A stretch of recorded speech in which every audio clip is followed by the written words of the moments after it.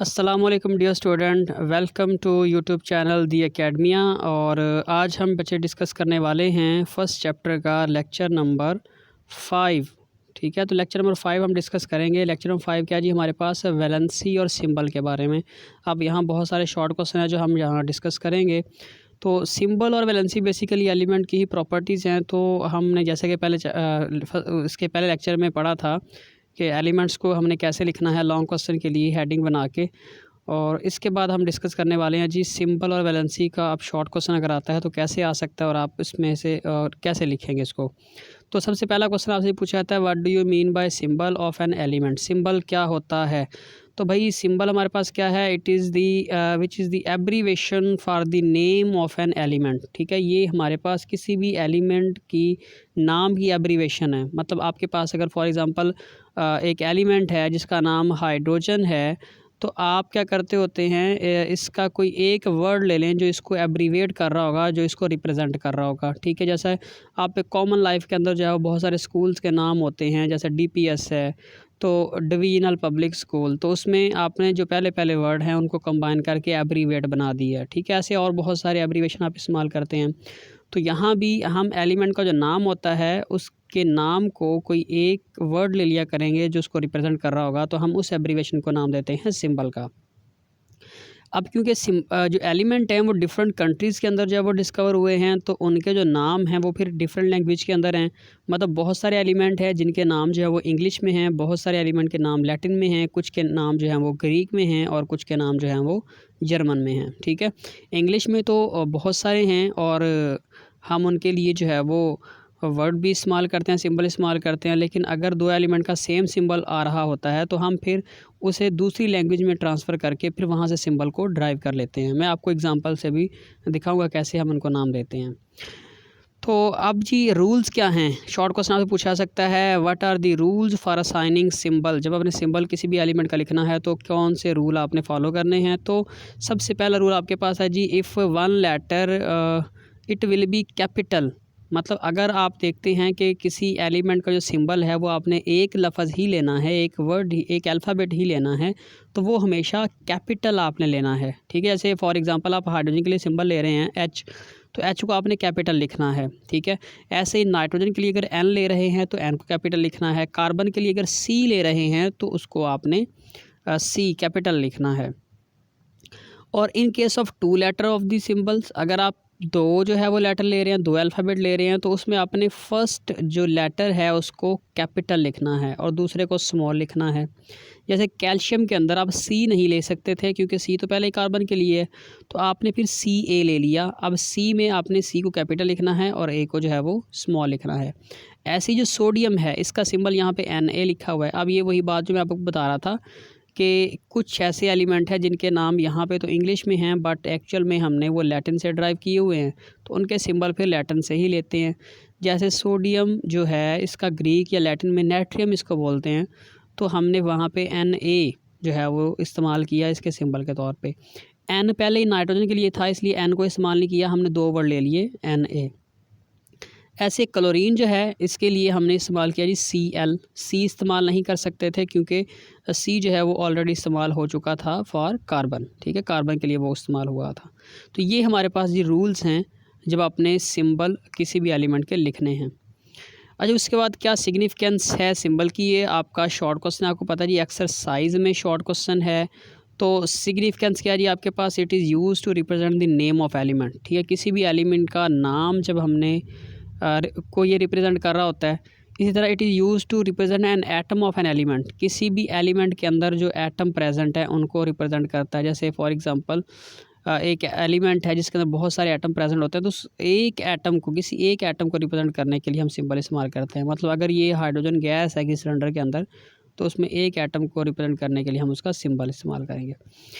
इसी तरह जी हमारे पास it is use to write the chemical equation. जब आपने केमिकल इक्वेशन बनानी होती है तो आप फिर नाम नहीं लिखते। मतलब आपने फॉर एग्जांपल वाटर की फॉर्मेशन लिखनी है तो वहाँ आप जो है वो पूरा वर्ड नहीं लिखेंगे हाइड्रोजन, ठीक है, प्लस ऑक्सीजन, पूरे वर्ड नहीं लिखेंगे, बल्कि आप उनके सिंबल इस्तेमाल करेंगे और उनके फार्मूलाज लिखेंगे। ठीक है, तो आपके पास ये वाटर की इक्वेशन आ जाएगी, वाटर कैसे बनता है, ठीक है। तो इक्वेशन के अंदर हम सिंबल को ही लिखते होते हैं।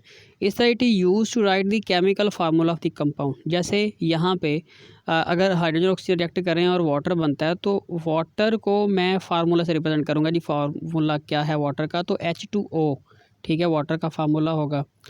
तो आपने हमेशा जो है वो मतलब सिंबल को इस्तेमाल करना है to write the chemical formula. ये हमारे पास 4 पॉइंट्स ही हो सकते हैं सिग्निफिकेंस के। इंपॉर्टेंट शॉर्ट क्वेश्चन है ये, अच्छे से याद इसको करेंगे आप। अच्छा, उसके बाद ये आता है वैलेंसी। वैलेंसी क्या है? डेफिनेशन पूछा जाएगा, what do you mean by valency of an element. तो वैलेंसी हमारे पास क्या है? It is the combining capacity of an element with other elements. कि एक एलिमेंट दूसरे कितने एलिमेंट से कंबाइन हो सकता है। जैसे कार्बन है तो भाई आप अक्सर कंपाउंड देखते हैं, तो कार्बन कितने एटम से फर्दर अटैच हो सकता है, तो उसको आप नाम देते हो उसकी वैलेंसी। ठीक है। It depend upon the number of electrons in the outermost shell. ये बड़ा इंपॉर्टेंट पॉइंट है कि वैलेंसी किस पे डिपेंड करती है? नंबर ऑफ वैलेंस इलेक्ट्रॉन पे। जैसे कार्बन के आखिरी शेल में 4 इलेक्ट्रॉन थे, तो आपने देखा कार्बन की वैलेंसी 4 है क्योंकि उसने 4 बॉन्ड बना लिए थे। ठीक है। इस तरह नाइट्रोजन जो है इसके आखिरी शेल में 5 इलेक्ट्रॉन हैं, जिसमें से 2 जो है वो नॉन बॉन्डिंग हैं, लॉन पेयर हैं, 3 पार्टिसिपेट करते हैं, तो उसकी वैलेंसी जो है वो 3 हो जाती है। तो वैलेंसी हमेशा नंबर ऑफ वैलेंस इलेक्ट्रॉन पे डिपेंड करती है। It is a unique property of element. ये किसी भी एलिमेंट को रिप्रेजेंट कर रही हो तो यूनिक प्रॉपर्टी होती है। अच्छा, उसके बाद आपसे शॉर्ट क्वेश्चन पूछा सकता है, how the valency of a covalent compound can be given. Covalent compound की वैलेंसी आप कैसे देते हैं? तो कोवलेंट कंपाउंड की जो वैलेंसी है, it is the number of hydrogen atoms combine in with 1 atom of that element. ठीक है। या फिर ये हमारे पास हो सकता है number of bonds form by 1 atom of that element. मतलब एक जो एटम है वो दूसरे कितने एटमों के साथ जो है वो बॉन्ड बना सकता है। जैसे एग्जांपल में नीचे यहाँ पे शो किया हुआ है कि जो क्लोरीन है, ऑक्सीजन है, नाइट्रोजन है, कार्बन है, इनकी वैलेंसी 1, 2, 3, 4 हैं रिस्पेक्टिवली। ठीक है। मतलब क्लोरीन की वैलेंसी 1 है क्योंकि वो एक हाइड्रोजन से अटैच है, मतलब उसने एक बॉन्ड बनाया हुआ है। ऑक्सीजन की वैलेंसी 2 है क्योंकि उसने 2 हाइड्रोजन से बॉन्ड बनाया हुआ है। नाइट्रोजन की वैलेंसी 3 है क्योंकि उसने 3 हाइड्रोजन से सिंगल बॉन्ड बनाया हुआ है। और कार्बन की वैलेंसी 4 है क्योंकि वो 4 एटम के साथ अटैच है, या उसने 4 बॉन्ड बनाए हैं, या 4 हाइड्रोजन के साथ अटैच है। तो कोवलेंट कंपाउंड की वैलेंसी हम अगर तो उनके अंदर हाइड्रोजन प्रेजेंट है तो हम हाइड्रोजन को देखते हैं कि उस एटम ने कितने हाइड्रोजन के साथ वो कंबाइन है। और अगर हाइड्रोजन नहीं है, कोई और एलिमेंट है, तो फिर हम देखते हैं कि वो कितने एटम के साथ, मतलब कितने उसने बॉन्ड बनाए हुए हैं। जैसे अगर हम कहें जी ऑक्सीजन के साथ 2 फ्लोरीन अटैच हैं, तो आप इससे, अब हाइड्रोजन तो यहाँ पे नहीं है, बट आप इस केस में देखेंगे कि भाई ऑक्सीजन ने 2 बॉन्ड बनाए हुए हैं, तो इसलिए ऑक्सीजन की वैलेंसी कितनी होगी? 2 होगी। ठीक है। उसके बाद है आयनिक कंपाउंड। आयनिक कंपाउंड की वैलेंसी कैसे होती है? ये भी शॉर्ट क्वेश्चन है जी। How the valency of ionic compound can be given. तो आयनिक कंपाउंड की वैलेंसी होती है जी नंबर ऑफ इलेक्ट्रॉन लूज और गेन बाय एन एटम। कोई एटम कितने इलेक्ट्रॉन लूज कर रहा है या फिर गेन कर रहा है, वही क्या होगी? उसकी वैलेंसी होगी। जैसा कि सोडियम के आखिरी शेल में 1 इलेक्ट्रॉन है, मैग्नीशियम के आखिरी शेल में 2 इलेक्ट्रॉन है, एल्युमिनियम के आखिरी शेल में 3 इलेक्ट्रॉन हैं। तो अब सोडियम अपना ऑक्टेट पूरा करने के लिए 1, मैग्नीशियम अपना ऑक्टेट पूरा करने के लिए 2, और एल्युमिनियम अपना ऑक्टेट पूरा करने के लिए 3 इलेक्ट्रॉन लूज़ कर रहा होता है। तो फिर इसलिए इनकी वैलेंसी होगी 1, 2, 3 रिस्पेक्टिवली। ठीक है। मतलब सोडियम की 1, मैग्नीशियम की 2 और एल्युमिनियम की 3 होगी। अच्छा, उसके बाद जी आपसे एक शॉर्ट क्वेश्चन पूछा था, ये भी बहुत इंपॉर्टेंट शॉर्ट क्वेश्चन है। What do you mean by variable valency of element, explain with example. ठीक है, एग्जांपल से आपने बताना है। तो वेरिएबल वैलेंसी क्या होती है जी? Some of the element have more than 1 valency called variable valency. कुछ एलिमेंट की वैलेंसी जो होती है वो 1 से ज़्यादा होती है, तो आप उसको नाम देते हो वेरिएबल वैलेंसी का। जैसे आयरन की एग्जांपल यहाँ पे दी हुई है। आयरन की वैलेंसी 2 भी होती है, 3 भी होती है। जैसा कि फेरिस जो सल्फेट है हमारे पास, ठीक है, FeSO4 सॉरी, तो इसके अंदर आयरन की जो वैलेंसी है वो 2 है क्योंकि उसके ऊपर चार्ज कितना है? +2।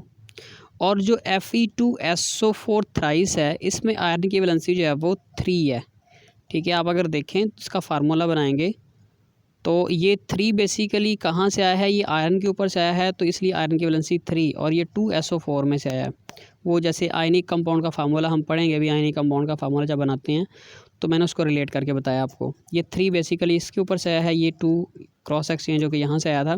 तो आयरन की वैलेंसी यहाँ पे 3 है, यहाँ पे 1 है, तो इसलिए हम जो है कहते हैं जी आयरन की वेरिएबल वैलेंसी है। और जिस कंपाउंड में आयरन की वैलेंसी +2 होगी या 2 होगी, आप उन कंपाउंड्स को फेरस के नाम से ज़ाहिर करते हैं, और जिनमें आयरन की वैलेंसी +3 होती है आप उनको फेरिक बोलते हैं। जैसे मैं यहाँ पे अगर एग्ज़ाम्पल दूँ आपको, तो अगर FeCl2 हो तो आप इसे फेरिस क्लोराइड बोलेंगे, और अगर FeCl3 हो तो आप इसको फेरिक क्लोराइड बोलेंगे, क्योंकि इसमें आयरन की वैलेंसी +3 है और इसमें आयरन की वैलेंसी +2 है। तो +2 वाले को फेरिस और +3 वाले को फेरिक बोलना है आपने, ठीक है। तो ये आपका एक इम्पोर्टेंट शॉर्ट क्वेश्चन था, इसको देख लीजिएगा।